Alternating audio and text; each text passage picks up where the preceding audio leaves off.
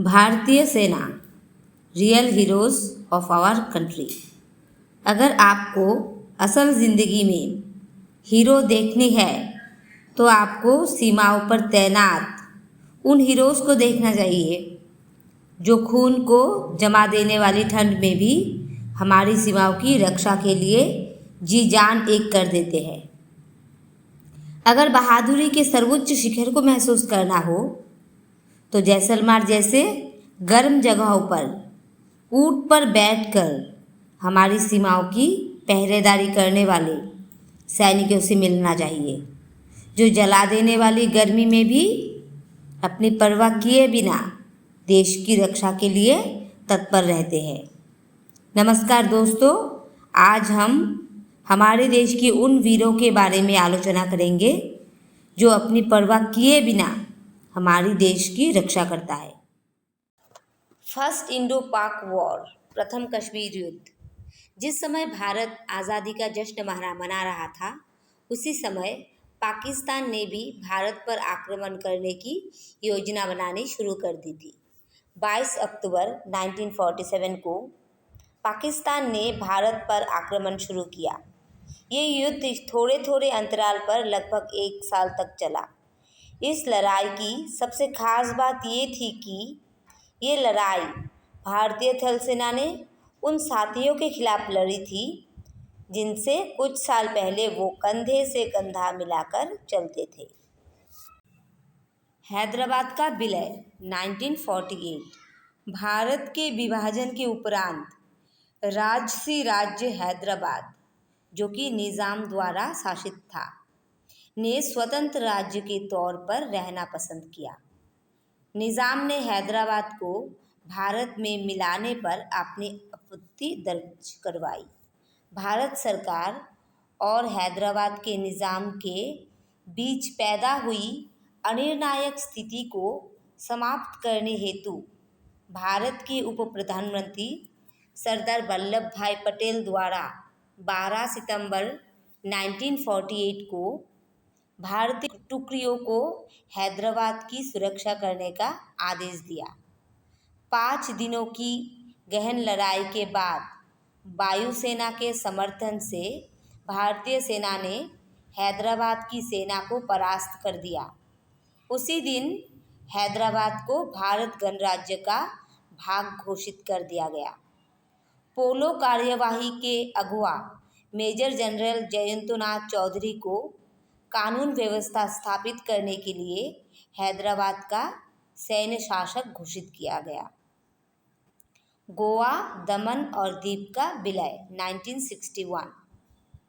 British और France द्वारा अपने सभी औपनिवेशिक अधिकारों को समाप्त करने के बाद भी भारतीय महाउपद्वीप गोवा, दमन और दीव में पुर्तगालियों का शासन रहा।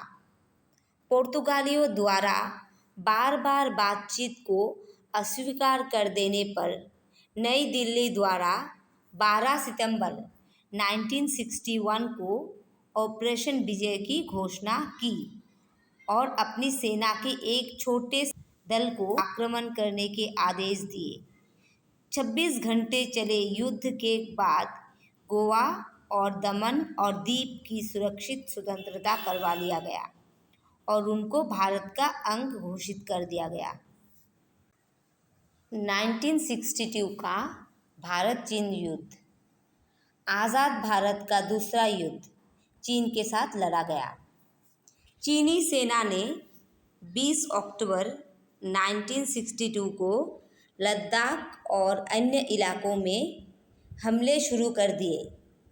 युद्ध के दौरान भारतीय जवान दशकों पुरानी 303 बंदूक के सहारे लड़ रहे थे, तो चीनी सैनिकों के पास मशीन गन थी।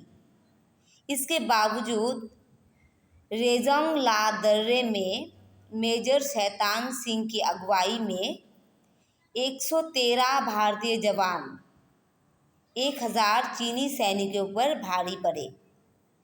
इस दौरान चीन के मुकाबले भारतीय वायुसेना बेहतर थी, लेकिन उसे हमला करने का आदेश नहीं दिया गया। वायुसेना से मदद मिली होती तो नतीजा भारत के पक्ष में ही होता। इस युद्ध का अंत 20 नवंबर 1961 को चीन की ओर से युद्ध विराम के ऐलान के साथ हुआ। 1965 में पाक को दोबारा हराया। ये भारत के साथ पाकिस्तान का दूसरा युद्ध था, जिसे दूसरे कश्मीर युद्ध के नाम से भी जाना जाता है। ये 22 दिनों तक चला। युद्ध की शुरुआत पाक के ऑपरेशन जिब्राल्टर के कारण हुई, जिसके तहत उसने कश्मीर में सेना की घुसपैठ कराने की योजना बनाई थी।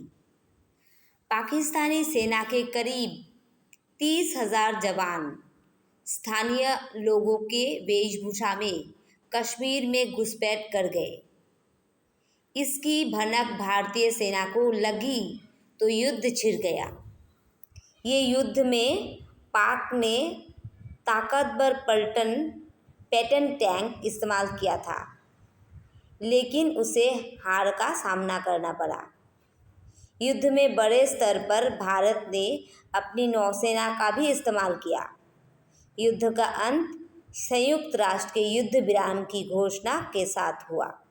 10 जनवरी 1966 में ताशकंद में दोनों पक्षों में समझौता हुआ।